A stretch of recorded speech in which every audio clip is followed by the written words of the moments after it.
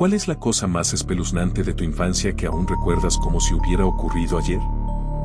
Cuando tenía alrededor de 6 años, vivíamos en una casa bastante antigua de 2 pisos, 2 plantas más un ático transitable. Era una hermosa casa centenaria con un porche envolvente y un balcón en el segundo piso que daba a un patio trasero de buen tamaño. Sin embargo, la casa era escalofriante, especialmente para un niño de 6 años. Constantemente crujía y gemía, y mis padres siempre me decían que era solo la casa asentándose. A mi hermano mayor le gustaba asustarme, así que me convenció de que la casa estaba embrujada e inventó una historia sobre un niño que había muerto en el ático décadas antes de que nos mudáramos, muy original, lo sé.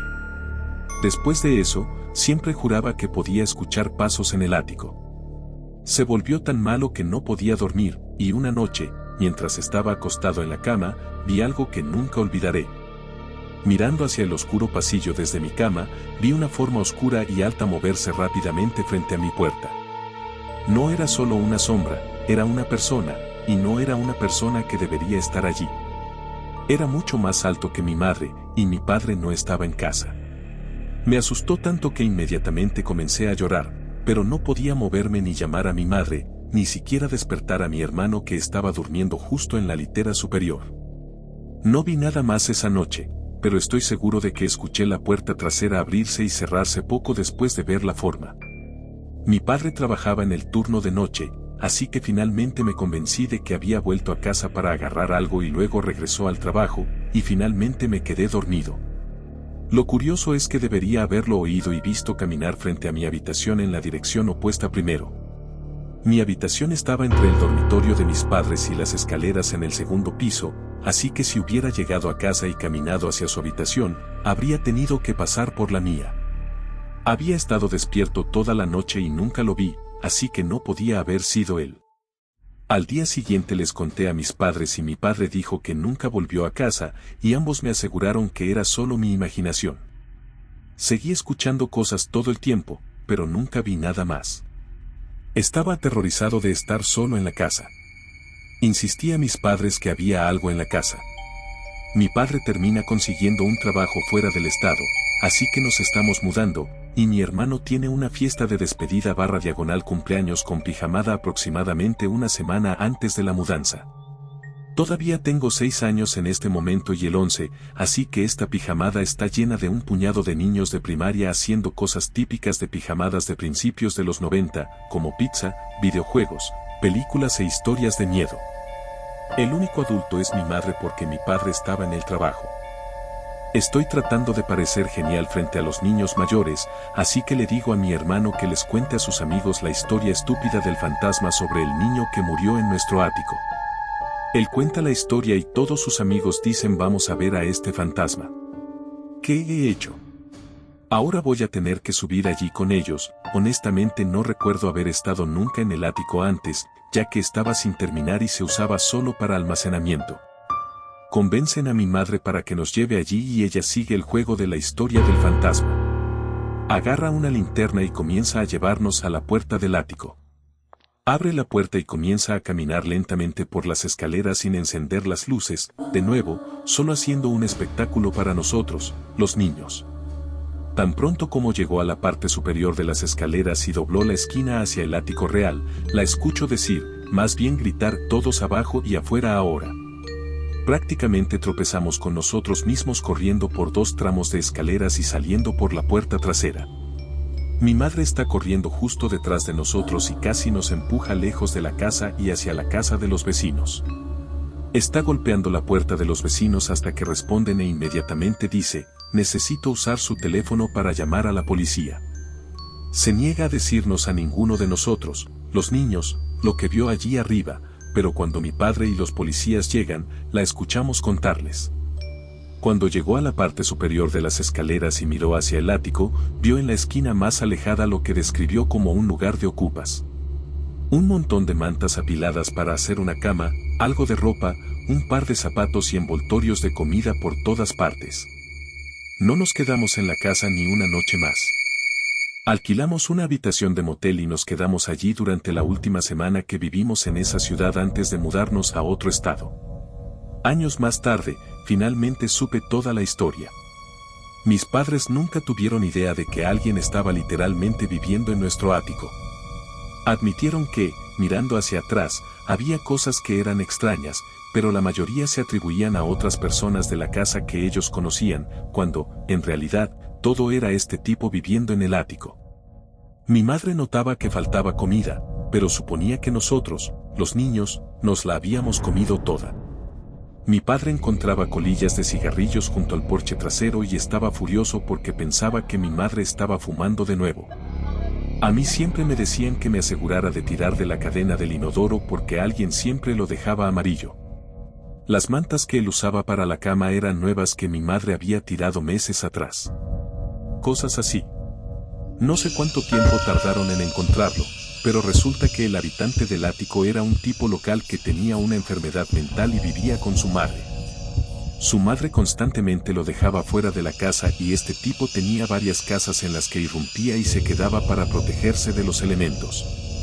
Lo mejor que pudieron determinar es que trepaba por las columnas que sostenían el techo del porche, y luego las columnas que sostenían el techo del balcón del segundo piso, y desde el techo del balcón podía trepar a través de una ventana del ático sin cerrar. Según él, bajaba a la casa cuando estaba seguro de que no había nadie en casa para robar comida y a veces usar el baño. Nunca olvidaré haberlo visto esa noche, sé que era él. Era exactamente como se ve en las películas, pero era real.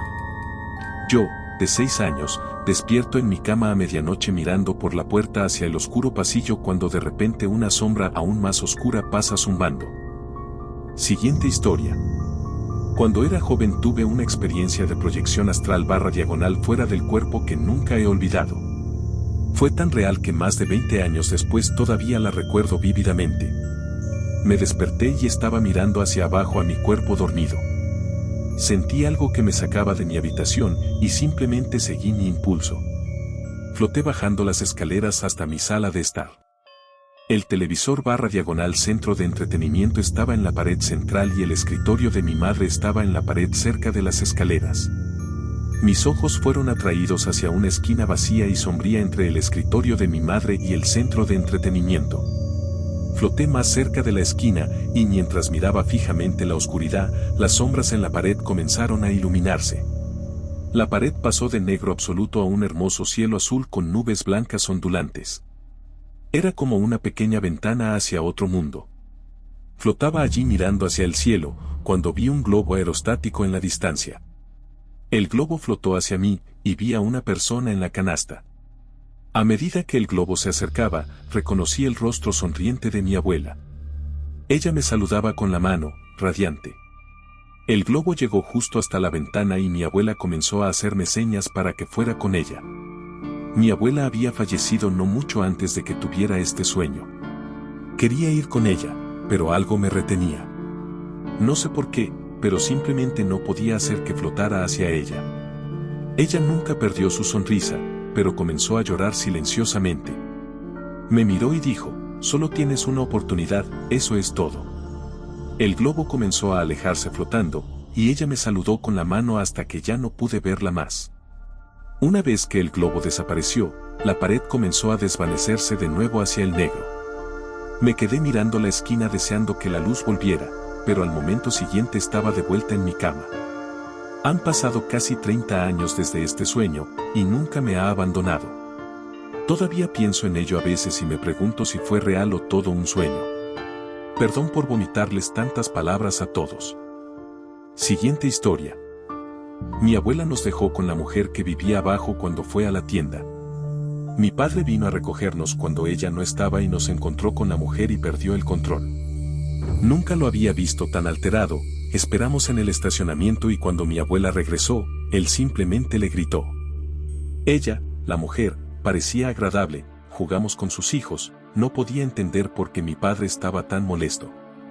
Esa mujer mató a sus hijos e intentó suicidarse aproximadamente un año después. No sé si mi padre podía percibir la maldad en ella o si algo más le alertó. Pero fue una locura, y todavía estoy muy agradecido por él. Siguiente historia. Tenía 7 años a mediados de los 80 y estaba en casa de mi abuela porque me estaba cuidando. Recibió una llamada telefónica y, después de 1 o 2 minutos, la escuché decir, sí, mi nieto está aquí, y luego me pasó el teléfono. Dije hola y, del otro lado, estaba la voz masculina más espeluznante y malvada que he escuchado, que dijo, le dije que quería hablar contigo sobre tu champú, pero eso no es de lo que quiero hablar en absoluto. ¿Cuántos años tienes? Le respondí, y entonces dijo, excelente, alargando la palabra como un villano de película. Aunque en ese momento no entendía del todo lo extraño que era que mintiera para hablar conmigo y que mi abuela me diera el teléfono sin dudar, sentí de inmediato que había algo maligno en esa llamada. Le devolví el teléfono rápidamente a mi abuela, pero él colgó. Estuve aterrado durante días, pensando que ese tipo iba a encontrar donde vivía y secuestrarme. Le conté a mi abuela y a mis padres lo que el hombre me dijo, pero lo tomaron a la ligera, como si solo fuera un niño tímido y asustadizo. Incluso se burlaron de mí por eso. Ya de adulto, me di cuenta de que ese comportamiento fue realmente perturbador. Pero yo sé lo que pasó, y jamás voy a olvidar esa voz. Siguiente historia. En realidad, nunca me di cuenta de que fui víctima de abuso en la primaria hasta hace poco. Nunca lo había pensado demasiado, pero de alguna manera recién entendí que no era normal que me arrastraran a la oficina del director por llorar cuando tenía 5 años y me obligaran a escribir líneas hasta que me sangraran las manos. Pasaba tan seguido que, a veces, ni siquiera había hecho nada, simplemente me llevaban. Y usualmente me arrastraban de las piernas, dejándome raspones y golpeándome la cabeza contra el suelo. De hecho, todavía tengo un bulto en el cuello por eso.